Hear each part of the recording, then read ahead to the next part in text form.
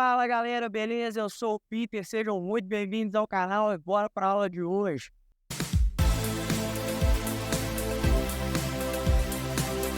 Na aula de hoje nós vamos falar sobre tensão elétrica, ou também como é conhecido, diferença de potencial.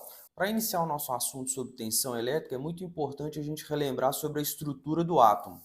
Aqui eu tenho um desenho de um átomo e suas estruturas elementares. A gente pode observar aqui que o átomo ele é composto de dois elementos principais, o seu núcleo e uma eletrosfera. A eletrosfera circula sobre ela os elétrons. Já o núcleo possui duas partículas, os prótons e os nêutrons. Os prótons são as partículas positivas do átomo. Já os nêutrons, como o próprio nome diz, são partículas neutras, vou representar aqui pelo zero, e os elétrons são partículas negativas. Quando a gente fala de partículas positivas e negativas, a gente está falando de cargas elétricas. Via de regra, todos os átomos possuem o mesmo número de prótons, o mesmo número de elétrons. Então, se um átomo tem, como aqui no exemplo, 4 prótons em seu núcleo, ele também vai possuir 4 elétrons na sua eletrosfera. A gente fala que esse átomo ele é eletricamente neutro, pois o número de prótons é igual ao número de elétrons. Essas cargas elétricas, elas possuem uma interação entre elas. Essa interação gera uma força de atração e de repulsão entre essas cargas. Aqui eu tenho representado cargas positivas e negativas. Entre as cargas de mesmo sinal, existe uma força de repulsão, uma força que faz com que essas cargas elétricas, elas se repelem entre si, tanto para cargas positivas quanto para cargas negativas. Então a gente pode falar que em cargas de mesmo sinal, há uma força de repulsão. Já em cargas de sinais opostos, cargas de sinais diferentes, vai haver uma força de atração. Ou seja, essas cargas elas vão se atrair com uma força elétrica F. Essa força elétrica que é estabelecida entre cargas de sinais opostos, ela pode ser calculada através da lei de Coulomb. A lei de Coulomb fala o seguinte: eu tenho aqui duas cargas distintas, uma carga positiva chamada Q1, tem uma carga negativa Q2. Essas cargas, elas estão distantes umas das outras por uma distância d. Coulomb percebeu que a força de atração, no caso aqui cargas distintas, ou de repulsão, se fossem cargas de mesmo sinal, ela é dada por a intensidade da carga Q1, a magnitude da carga Q1, não importa se é positivo ou negativo, vezes a intensidade da carga elétrica Q2 sobre a distância que separa essas cargas elétricas elevada ao quadrado vezes uma constante K. Então F é a força elétrica que é dada em Newton. A carga elétrica Q1 é dada em Coulomb, nós vamos falar sobre o Coulomb daqui a pouco. A carga 2 é a carga elétrica 2, que também é dada em Coulomb. Lembrando que essas cargas elétricas, tanto Q1 quanto Q2, podem ser uma carga elétrica negativa ou positiva, isso não importa aqui para o cálculo da força. O que vai mudar é apenas se vai ser uma força de atração ou repulsão. D, que é a distância entre essas cargas, dada em metro, e K é uma constante. Essa constante, ela vale 9 vezes 10 a 9 Newton por metro quadrado sobre Coulomb ao quadrado. Pela fórmula, é possível notar, pela equação acima, a gente pode perceber que a força de atração entre duas cargas elétricas distantes ela é proporcional à magnitude das cargas. Então, quanto maior for Q1 e Q2, maior será essa força de atração, porque estão aqui no numerador, uma vez que K, ele é constante. Outra coisa que podemos observar também é que essa força ela diminui drasticamente com a distância, pois se a distância ela aumenta, por exemplo, se D fosse meio metro, passasse a ser 1 metro, a distância como ela está elevada ao quadrado, e ela está aqui no meu denominador, ela vai diminuir o valor da força, a intensidade da força, de forma drástica. Então, por isso daqui a gente consegue perceber, por exemplo, por que o último elétron de um átomo, né, na camada de valência, aqueles elétrons que ficam na última camada da eletrosfera, eles são os elétrons que mais facilmente se desprendem do átomo, pois como estão mais distantes do núcleo, a força de atração é menor para essa carga elétrica. E por que a gente utiliza como carga elétrica, né, como unidade de medida de carga elétrica, o Coulomb e não o próton e o elétron?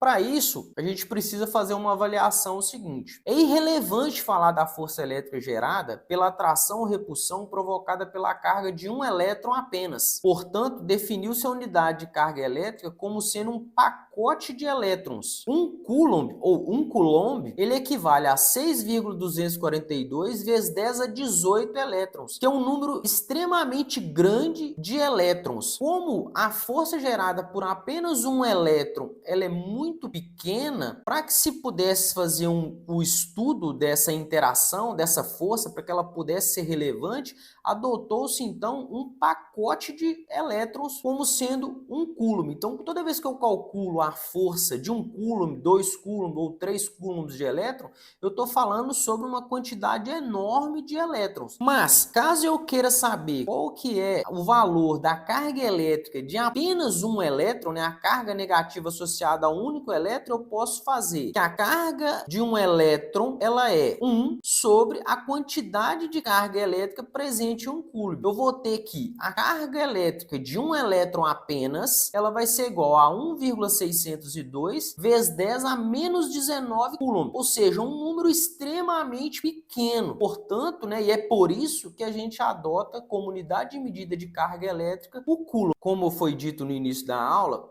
na natureza, eles se apresentam de forma neutra. Eles possuem o mesmo número de prótons e o mesmo número de elétrons na sua eletrosfera. Então, o átomo ele é eletricamente neutro. Mas esse átomo, se eu forneço energia para ele, pode perder ou ganhar as suas partículas. A perca e ganho de prótons, ela é um processo complexo, que envolve uma fissão nuclear ou uma fusão nuclear. Não será objeto de nosso estudo. Nós vamos falar aqui, em especial, sobre a manipulação de elétrons, sobre a perca e ganho de elétrons na eletrosfera de um átomo. Quando um átomo ele perde ou ganha um elétron, ele deixa de ser chamado de átomo e passa a ser chamado de íon. Esse íon ele pode ser positivo ou negativo. Se o átomo em questão ele tiver perdido um elétron, ou seja, os seus elétrons ganharam energia de forma tal que um deles conseguiu vencer a força de atração do núcleo e conseguiu se libertar, esse átomo ele se torna um íon, ou seja, agora ele tem 2 prótons no seu núcleo, continua com 2 nêutrons e agora ele tem apenas um elétron na sua camada de valência, na sua eletrosfera. Ele passa a ser um íon do tipo cátion, o íon do tipo positivo. Mas como assim um íon positivo se ele perdeu um elétron? Como ele perdeu uma carga elétrica negativa, que é um elétron, agora esse íon ele está mais positivo, pois ele tem mais cargas positivas do que negativas. O contrário também pode ser verdade. Esse átomo ele pode perder energia, né, por um esfriamento, por exemplo, e aí receber elétrons que estavam livres ao seu redor na sua camada de valência. Então, um átomo ele pode ganhar um ou mais elétrons. Então, ele tem um núcleo aqui com 2 prótons e 2 nêutrons, e na sua eletrosfera ele tem 3 elétrons. Como ele tem 3 cargas negativas e apenas 2 cargas positivas, esse íon ele é do tipo ânion. Ele é carregado negativamente. Os íons, eles são a base de estudo aqui na eletricidade. Eles representam, né, cargas positivas e cargas negativas. Os átomos, por serem neutros, geralmente não têm interação elétrica, apenas de forma interna. É importante destacar que quando um íon é gerado, seja ele do tipo positivo, seja ele do tipo negativo, é gerado uma região de diferença de potencial. Pois, por exemplo, em um íon do tipo positivo, como foi gerado um elétron livre, aqui eu tenho um elétron que pertence ao átomo. Um outro elétron foi liberado para o meio. A gente chama esse elétron de elétron livre. Há agora uma massa positiva, que é o íon que foi gerado, e há aqui uma região negativa. Tensão elétrica é a diferença de potencial. Então eu tenho aqui um potencial positivo e um potencial negativo. Tensão elétrica nada mais é do que criar essas regiões de potenciais de cargas diferentes. Então voltando aqui para a nossa página principal, eu posso definir o seguinte: imagine que eu tenho aqui um conjunto de coulombs de cargas elétricas positivas e um conjunto com cargas negativas, ou seja, aqui eu tenho um material com excesso de cargas negativas, elétrons livres sobrando. Aqui eu tenho um material, uma zona, uma região com elétrons faltando, eu tenho íons positivos aqui, com cargas negativas faltando, mais cargas positivas do que negativas. Se eu quero tirar um coulomb de carga desse conjunto de material e levar essa carga negativa para uma região de cargas negativas, eu preciso fornecer para essa carga elétrica energia. Através do fornecimento de energia, eu vou conseguir vencer a força de atração que há dessa carga elétrica negativa com o conjunto de cargas positivas e vencer também a força de repulsão, porque essa carga elétrica negativa ela não quer ir para o negativo e ela quer permanecer no positivo, porque ela é atraída pela carga positiva e repelida pela carga negativa. Mas se eu fornecer uma energia para ela, eu consigo fazer com que ela se desloque para essa massa de cargas negativas. A tensão nada mais é então do que a medida de energia sobre a carga elétrica, que energia é dada em joules, carga elétrica é dada em coulomb. Então a tensão elétrica, ela mede a quantidade de energia que eu preciso fornecer a uma carga elétrica de um coulomb para fazer ela se movimentar de um potencial para o outro. Joule por coulomb no sistema internacional é o volt, em homenagem a Alessandro Volta, que foi o inventor da pilha elétrica. Portanto, a tensão elétrica, ela representa a quantidade de energia que é dada em joules, que é utilizada para mover um coulomb de carga elétrica entre dois pontos. Esse movimento de cargas elétricas de um ponto para o outro é o que é feito pelas fontes de tensão elétrica. Então eu tenho aqui que uma fonte de tensão é um elemento capaz de gerar uma diferença de potencial elétrico, ou seja, uma tensão elétrica, entre os seus terminais, através da separação forçada das cargas elétricas presentes no sistema. Essa separação forçada das cargas elétricas em uma fonte de tensão elétrica, ela é oriunda da transformação de um tipo de energia, seja ela química, mecânica, térmica, em energia elétrica. O símbolo da tensão elétrica que nós vamos adotar é o E. É muito comum também observar em algumas literaturas a letra U para tensão elétrica. Esse é o símbolo de uma fonte de tensão contínua. Ela possui dois terminais. A diferença de potencial entre os terminais dessa fonte, ela é de mais 10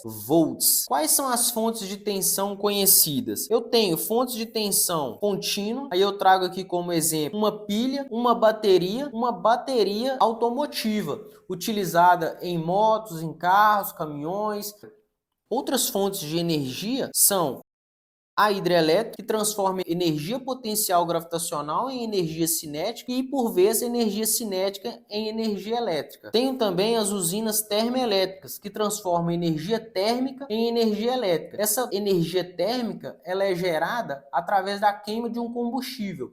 Tenho também como fonte de energia as torres eólicas, energia solar. Então a gente pode definir que uma tensão elétrica ela é estabelecida pela diferença de potencial entre dois pontos. Então é isso, pessoal. Muito obrigado por terem ficado comigo até o final. Aproveite para curtir essa aula e se inscrever em nosso canal, além de ativar as notificações para você ficar por dentro de tudo que acontece por aqui. Um grande abraço, valeu!